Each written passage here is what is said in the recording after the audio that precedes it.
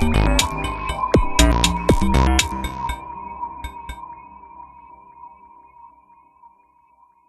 are now listening to the LanceScurv Show, the boldest spot on internet radio. Thanks again for tuning in to another episode of the LanceScurv Show. Today we're going to do something very special, different, and very necessary. You know, on the LanceScurv Show, we have fun. We speak about relationships. We speak about culture. We speak about politics. We speak about sexuality. We speak about everything uncensored, bold, raw, and uncut. But when it comes time to use social media to help someone, this is what we do above and beyond the call of duty. I connected with a young lady named Shereen, and she's on the line with us right now, not too long ago, and she's from Egypt, and I believe Cairo, Egypt, but she's from Egypt, and she's in a situation that most of you would not want to find yourself. First of all, I have to applaud her for being brave and strong to stand up and speak up and defend herself. And what she basically went through, I'm going to say it, she was violated.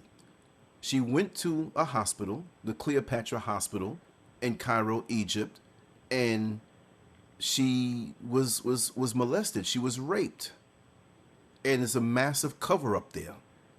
And nobody wants to hear her. Nobody wants to hear the people are covering it up. The people in power, the authorities, the people in the hospital, they're covering this whole thing up. And I think it's wrong.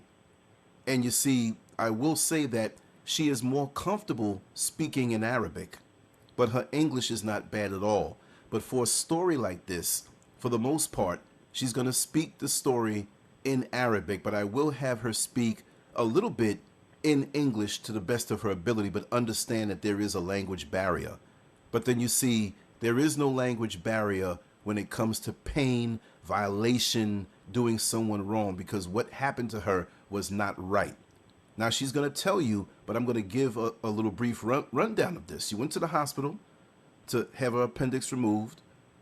Shortly after, she noticed irritation and pain and soreness. And we know in the parts when we say sodomy, okay? After the operation, she found herself screaming. She was traumatized.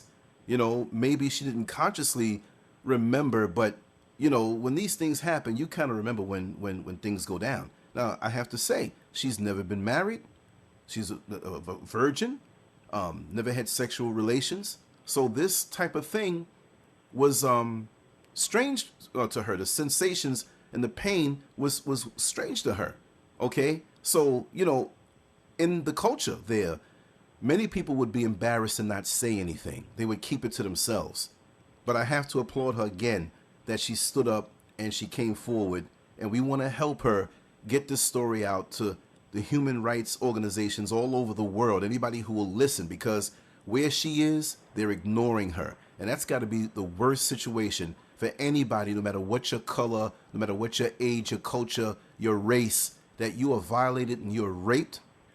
I don't go for that, and then on top of that, to cover it up. This needs to be exposed, okay? The Cleopatra Hospital in Cairo, Egypt is where it happened, and I have to also say, this really hurt me when I found out, when she told me. She has an STD because of this that's incurable, and it's from the HIV family. So you tell me, the person who did this and the people who continue to cover this up, to me, they're murderers. But I want you to tell your story, Shereen. I welcome you to the LanceScurv Show. We understand that your English may not be the best. And I made a joke earlier. I said, hey, your English is a lot better than many people who are supposed to speak proper English. But we understand that.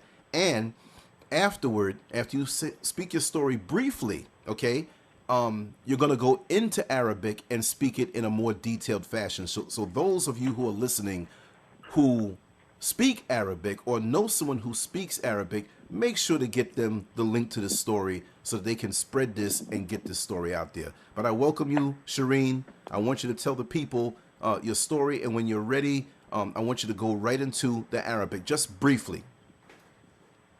Okay. Hi, Lance. Thank you for inviting me to share my story here. After struggling 3 years without finding any support or assistance. And 3 December 2012,